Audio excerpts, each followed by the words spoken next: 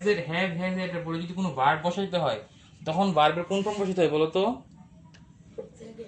না, থার্ড, মানে past participle form. তাহলে ইটের পাস্ট পার্টিসিপল ফর্ম কি?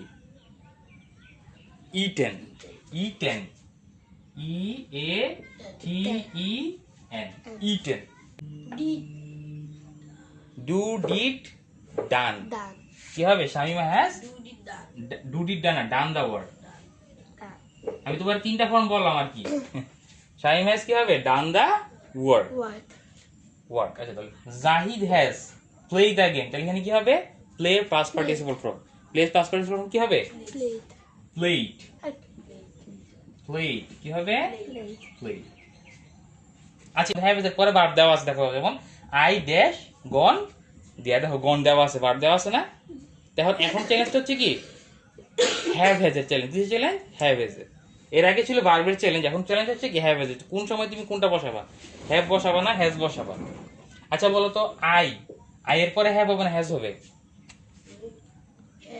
হ্যাভ হবে। এরপর কি হবে? হ্যাভ। কেন?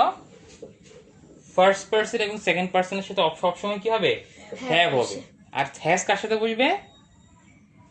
থার্ড পারসনের সাথে।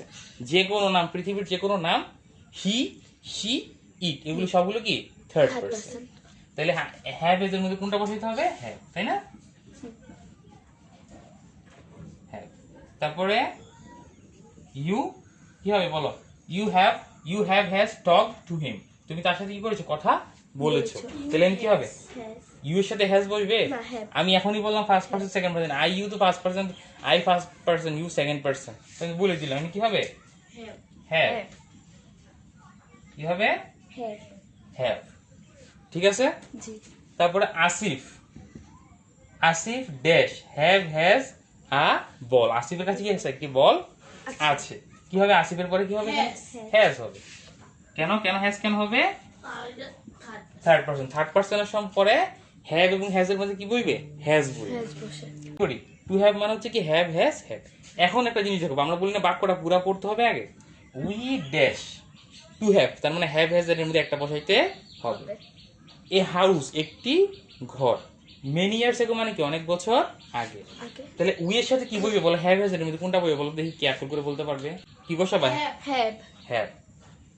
আচ্ছা, এখানে জিনিস খেয়াল করি, ঠিক আছে, উই হ্যাভ এ হাউস, এটা আমার মানলাম, কিন্তু বলছে many years ago. Many years ago মানে কি অনেক বছর আগে। তো অনেক বছর আগে কি আমাদের একটা ঘর আছে? কি হবে? অনেক বছর পূর্বে আমাদের কি ঘর আছে? হবে? অনেক বছর পূর্বে আমাদের একটা ঘর ছিল। আর মনে রাখতে হবে, পাস্ট ফর্ম বসাইলে সাবজেক্ট যেটাই হোক না কেন সবসময় কি হবে? হ্যাভ হ্যাজ এর মধ্যে হ্যাডই হবে। পাস্ট ফর্মের ক্ষেত্রে সাবজেক্ট ম্যাটার করবে না।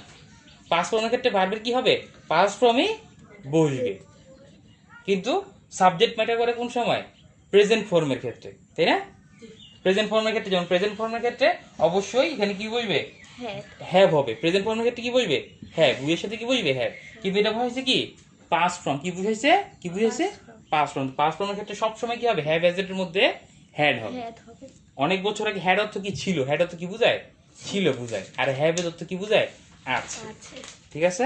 তাহলে we had a house many years ago, অনেক বছর পূর্বে আমাদের কিছুর একটা ঘর ছিল, তাহলে হ্যাড হবে।